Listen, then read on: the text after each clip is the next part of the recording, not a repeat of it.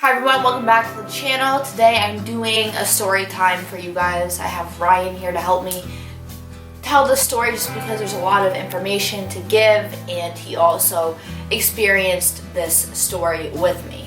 Before I get into the video though, make sure you subscribe and join the squad. I have a lot of videos coming out and I want you guys to know when every time a new video comes out, so definitely be sure to click it right over here. Well, this video takes place about 2 summers ago. Wouldn't you say so? Yep. I was just looking for a place to live and needed somewhere to go, and I just looked up on Craigslist for something quick and fast and affordable because it was a last-minute decision. I didn't want a lease involved, and I found this post on Craigslist. It seemed legitimate. It was in a really nice affluent area. The pictures were beautiful, and it was just renting someone's basement. That was it. And I researched the area too, just to make sure. I looked up the street name, and it was right by a golf course, like in a very, again, affluent area. So I wasn't too nervous about it being sketchy. However, when I texted the guy and he gave me a time to go in and go see the place, I of course wanted Ryan to be available and to come with me because I didn't want to go look at this place alone. So we went to the house, and that's where we met the guy who owned the place, and for the sake of this video, we're gonna call him Weasel. And so Weasel showed us around the house. It looked really nice. It was under construction. He was doing, some projects around the house, regular home renovations that, didn't scare me, didn't scare Christiana. So, he showed us all around. It was nice, it was beautiful. There was a nice backyard. There was, he brought us down, he showed us where our room was. We were renting out pretty much the whole basement. No, it wasn't the whole basement. It was a good portion of the basement. It was 2 large rooms connected, sort of. Weasel gave us a really good deal we couldn't pass up on, and it was a one-time deal. He was like, "I'm only gonna do this if you do it tonight. If you move in tonight, I'm giving you 2 weeks free, no rent and no lease. Just give me a 2-week notice when you're ready to move out." It was just a deal that was this is gonna work out. It was a deal for us. Yeah. So after we took that deal, we moved in that night. It was awesome. We had our own place. We could relax. Our friends came to visit us. Whatever. It was interesting. It was a nice thing to have between me and her. After a month of living there, everything seemed, decent. It didn't seem bad, everything was normal. But after about a month, I say we, started to talk to Weasel a lot, get to know him, and one night he was like, "Hey, I don't know if you guys know this, but I'm a tow truck driver, but I'm also a first responder, an EMT. Would you like to come on a ride along with me? I'm the person that when there's an accident, I gotta get there before the cops do to make sure the person's okay and assess the crime scene. You guys should come with us." And Ryan was like, "No, I got work, and Christiana has a test really early in the morning, maybe another time." So after that night, I woke up the next morning to a text on my phone of a really gruesome video of someone who was significantly injured on the highway. Something I wish that I had never seen. I wish that she had never seen it. It was really scarring, and I still remember the guy's face. It was really disturbing. What did he write under the text? Under the picture? Said tonight was really crazy, lots of accidents, something not normal, something you wouldn't send to next time come with me. Yeah, next time come with me, you can see this for yourself. I was skeptical of it. I was interested. I wanted to see what he was talking about, why he was able to send me that video, because it's not normal EMTs and stuff, they don't take videos of the stuff they report to. Yeah. So we decided, okay, next time we're gonna go with him. We just had to wait for him to ask us to go again. Yeah. And we were very hesitant on going with him because we wanted to keep, a landlord-tenant relationship. We didn't want to establish a friendship with him because I feel we wanted to keep things professional. Yeah, I feel exactly. We wanted to keep things professional. Exactly. And he had asked us again about maybe 2 weeks after this, past incident. And I was like, "You know what, Ryan, let's just go." And Ryan was like, "Yeah, let's go. I don't have work tomorrow. Please, it'll be fun. You don't have to come if you don't want to." And I'm not even gonna lie, I was kind of curious. So we went, and then Weasel opened up the door to his Jeep, and I looked at Ryan like, what the heck is like up with this Jeep? Because it wasn't your normal Jeep Grand Cherokee. Like, this Jeep was decked out to look exactly like a cop car. Resembled a cop car strongly. Had multiple police scanners, state and city. Had a laptop. What else did he have? He had lights all over the Jeep. He had like that mesh. He had the mesh. You know, it was made to look like resemble a cop car. It had, you know, the spot in the back for, you know, for criminals. It had, you know, a light bar on top. It had lights in the windows, and then, you know, in the tail lights and headlights. The thing really, like, it looked legitimate. There was an intercom too, so he could speak through the microphone for his out of his Jeep. Yep, he could like talk to people from the inside on like a loud microphone. And his reasoning behind telling us that he had all this stuff was because he was a tow truck driver. He needed to talk to, you know, the trucks or whatever else. So we didn't really think anything of it. He did say that. And so, you know, we proceeded to go with him. We went to a bigger city in town, in our state, and very dangerous area. Yeah, this isn't like the best. It wasn't like the best area. You know, I was explaining to Christiana that it's, you know, the type of city where, you know, like if you kill a cop, you're in whatever game you want. You know, there's drug dealers, there's, you know, prostitutes, there's everything. We went on this ride along, and it was, you know, it was it was almost like he opened up a new can of worms. We'd never seen this side of our landlord, Weasel. He went 100 plus miles an hour on the highway. You know, he would randomly mess with, like, you know, like other drivers on the road, you know, turning his lights on his Jeep, or, you know, talking to them through his intercom, or, you know, just like not normal things that, you know, a so-and-so first responder should have done.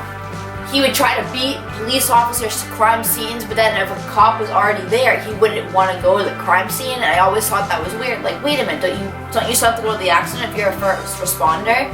Like, isn't it still your job? Like, whatever. But he would act sketchy about if the police were already there. I want to say we went on about like 5 or 6 of these things with him, and honestly, after like the 5th time, it was like, it got very old. It was very scary because how fast he was going, how idiotic he was acting. Like, Ryan or I could have died easily. And like, I thank God that he like watched over us in this like dangerous situation. I want to say when the ride-along started getting old is when we established more of a friendship with Weasel. We started to notice more sketchier things occurring around the house. Like, we had noticed the house had cameras in the back, we noticed cameras in the kitchen, the living room, the hallways, and outside. There was about a couple outside. We noticed that he was very, very anal about checking the footage constantly all the time. Why was he so concerned with watching the footage? What was he trying to keep out? The windows were tinted black, you know. Blacked out cars were watching the house. And like, I remember one time he was actually at work. I was going upstairs, and Weasel was talking to me about something like, hey, how's everything going? Like, is everything like good so far? Is anything bothering you? And he saw some car from the kitchen window like drive by really slow and like stop. And like, Weasel literally runs out of the house screaming, what the F do you want, dude? Then when he came back in, he was like looking at all the windows, like all like crazed. And I was like, what the heck is going on? Like, what am I in right now?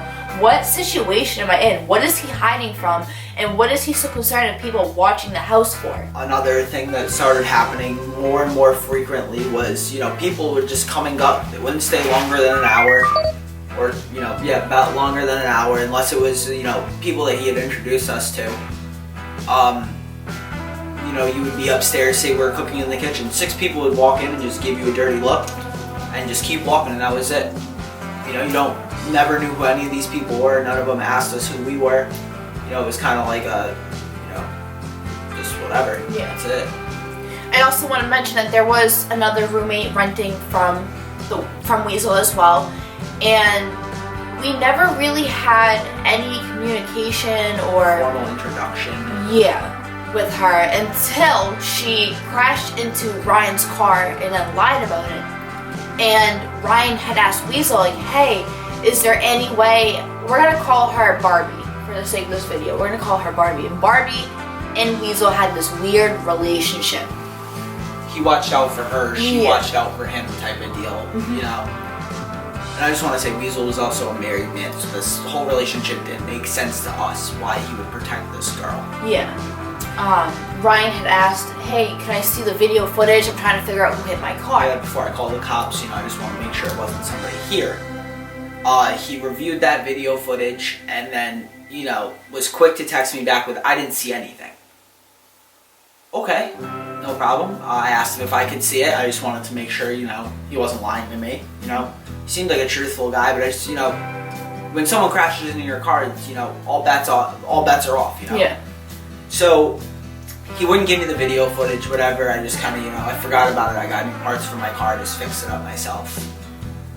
But after that instance, Barbie got hostile toward us. The living environment had changed over that.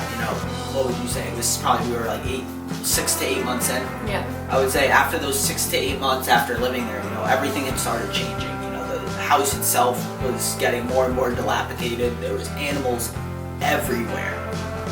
It was very dirty. Like the construction that he said would have been done in a month wasn't done. Everything hadn't even looked touched. Everything was half-assed. He kept bringing in these weird animals. He had, at one point, he had a pet possum and a pet catfish just chilling in the living room, like just absurd, weird, not okay things. Like just, he was just a sketchy. Sane people would not have dealt with him. Yeah. There's really a good way to put it. And we also started experiencing issues with water and heat. There was no heat, it was always freezing. There was no hot water anymore for us. We would complain and nothing would be done about it. The cable and Wi-Fi bill was never being paid, but he would play off that it had broken and that he had to have Frontier or something come in and come fix it. But it was just lie after lie after lie, and he wasn't being honest with us. That was when we needed to get out. We enlisted in the help of my dad, who, he is really big. He's a real estate agent and whatever else. I asked him for help. I said, Dad, can you help me find a place with her? Ryan's dad told us hey, it's time to put the 2-week notice in. So Ryan, he goes and texts Weasel and tells him hey, it's been really great living with you guys, even though it wasn't. We were just courteous with him. So the day that we moved out, we went to my dad's house and met up with him because he was going to help us with the move. Another buddy of mine had come with us to make sure everything kind of went smooth. Ryan's dad had said, hey, do you guys want to know more about your landlord? And we were like, huh, what are you talking about? Ryan's dad was acting weird about it. We were like, what the heck is he talking about? And I was like, what is it?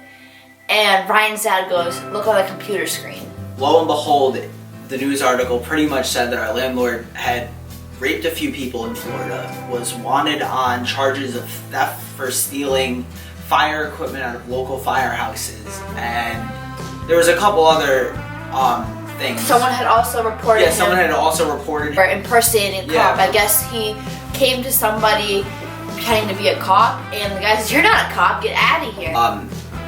So after that, it was just... everything was all hands on deck, we need to go, we need to move.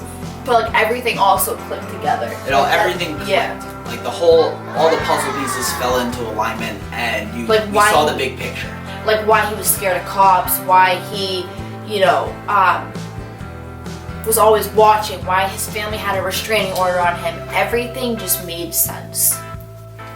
So, then we got on to our moving. We went to U-Haul, we got our truck, we packed everything one trip. That was it. We wanted everything out in one trip. We packed all the cars, the U-Haul truck up, and we left. I texted him, the keys were downstairs in the room. It was nice living with you. Have a great life or whatever. And that was it. We moved into our new house, and we've only had... It's been peaceful ever since. Yeah, it's been peaceful ever since. We've only had 2 run-ins with Weasel. Ran into him about a month ago near my job, and I was just driving. He didn't notice me because I was actually driving my dad's car, but just seeing him around still is just, it's eerie. It's unsettling. Yeah, it's an unsettling thought to know that he's still out there doing what he's doing. If you guys ever see a blue Jeep with a light bar on top of it and it doesn't look like a cop car, call it in. That pretty much sums up the story for today. if you guys have ever had a weird Craigslist experience where you thought something was good and it ended up bad, comment below and let us know your stories. We want to know. Like, we don't want to feel like we're the only idiots that screwed up. But I mean, I have plenty of other stories about like weird experience of a Craigslist, but I think this one like really takes the cake. Be safe on the internet, kids.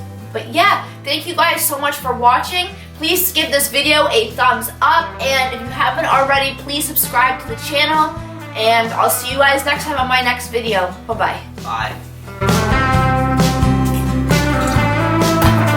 Please follow